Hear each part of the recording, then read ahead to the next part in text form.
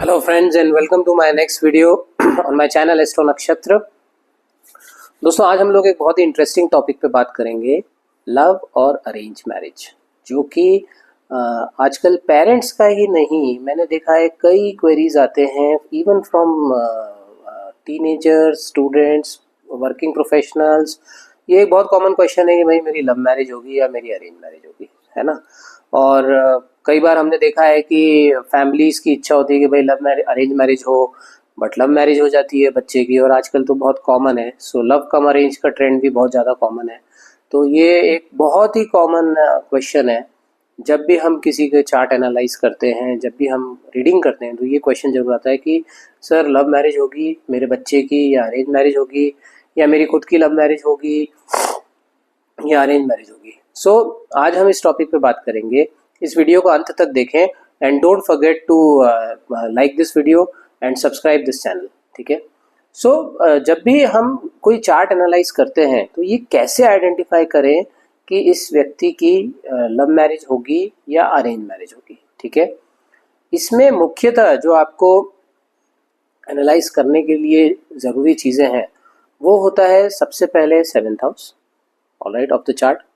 Next is the 5th house, ठीक है, पंचम स्थान, क्योंकि पंचम स्थान जो होता है वो हमारा लव रोमांस का स्थान होता है, ठीक है।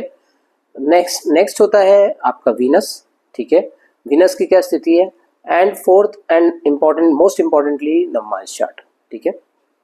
Now you need to see 7th house का अगर लॉर्डशिप के पॉइंट ऑफ व्यू से या एसोसिएशन के पॉइंट ऑफ व्यू से, मान लीजिए सप्तमेश जो है वो अगर किन्हीं पाप ग्रहों के साथ है, युति में है, या सप्तम स्थान पे पाप ग्रहों का प्रेजेंस है, तो हम ये कह सकते हैं कि इस व्यक्ति की लव मैरिज की संभावना है।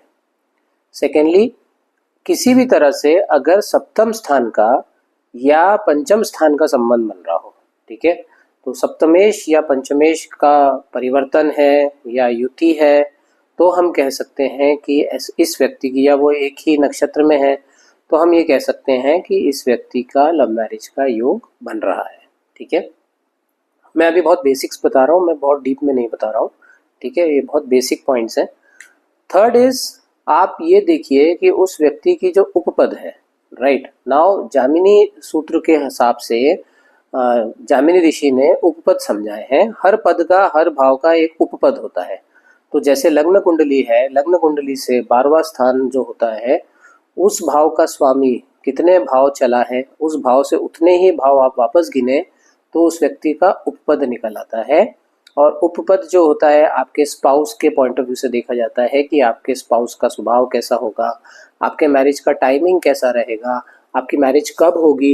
ये सारी चीज़ें आप जब आप उपपद को ढंग से एनालाइज करते हैं तो आप निकाल सकते हैं। सिमिलरली अगर आपका उपपद भी पाप प्रभाव में है, या आपका उपपद जो है वो सप्तमेश या पंचमेश के साथ संबंध बना रहा है, in that case also we can say, या वीनस वहाँ पर प्लेस्ड है, in that case we can say कि आपका जो है लव मैरिज का योग बन सकता है, ठीक है। फोर्थली, आप अगर if you go to the navamsa, ठीक है, सो अगर वहाँ पर मैलिफिक प्रेजेंस है नवमांश कुंडली में, ठीक है, या नवमांश का जो लग्नाधिपति है, नवमांश कुंडली का जो लग्नेश है, वो जन्म कुंडली के पंचमेश के साथ में नवमांश में प्लेस्ड है, इन दैट केस ऑल्सो आपका लव मैरिज का योग बनता है, ठीक है। अपार्ट फ्रॉम दैट आपको ये देखना है कि भाई अगर अरेंज मैरिज है, ये तो मैंने आपको लव मैरिज के पॉइंट ऑफ व्यू से बता दिया है ना। अगर किसी का अरेंज मैरिज है तो ये देखिए कि उनका सप्तमेश जो है वो काफ़ी अच्छी पोजीशन पे होगा, उस पर मैलिफिक इन्फ्लुएंस नहीं होंगे, उसका पंचम से युति नहीं होगा, ठीक है। और ओवरऑल सप्तम स्थान पर बृहस्पति की शुभ दृष्टि होगी, या सप्तम स्थान पर चंद्रमा प्लेस्ड होंगे, तो हम कह सकते हैं कि ऐसे व्यक्ति के अरेंज मैरिज के योग हैं।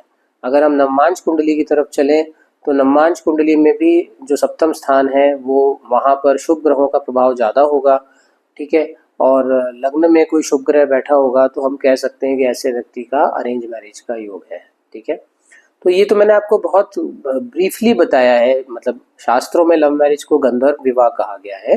गंधर्व विवाह के योग हमारे क्लासिक्स में भी दिए हुए हैं, ठीक है। आप फलदीपिका रिफ़र करिए या सारावली रिफ़र करिए, उसमें आपको गंधर्व विवाह के योग भी दिए हुए हैं, ठीक है। तो अगर आप किसी का भी चार्ट एनालाइज करते हैं तो बेसिकली इन एस्पेक्ट्स को थोड़ा सा केयरफुली अगर आप एनालाइज करेंगे तो आप ये आइडेंटिफाई कर सकते हैं कि इस व्यक्ति की लव मैरिज है या अरेंज मैरिज है, और उन पर्टिकुलर ग्रहों की दशा अंतरदशा के अंदर जो मैरिज का टाइमिंग निकलता है उस हिसाब से आप फलादेश कर सकते हैं, ठीक है। ये मैंने आपको वैदिक एस्ट्रोलॉजी के माध्यम से बताया है।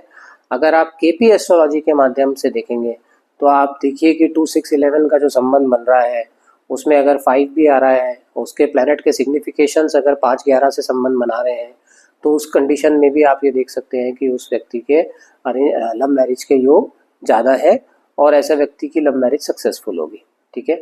सो ये एक शॉर्ट वीडियो मैंने आप लोगों के लिए डाला है, I hope you like it. और ये तो देखिए ज्योतिष तो बहुत रिसर्च का विषय है, हर योग को एक वीडियो में एक्सप्लेन करना डिफ़िकल्ट होता है, लेकिन अगर आप इस डायरेक्शन से अगर आप हॉरोस्कोप को एनालाइज करेंगे तो आप डेफिनेटली प्रिडिक्ट कर पाएंगे कि उस व्यक्ति का लव मैरिज है या अरेंज मैरिज है।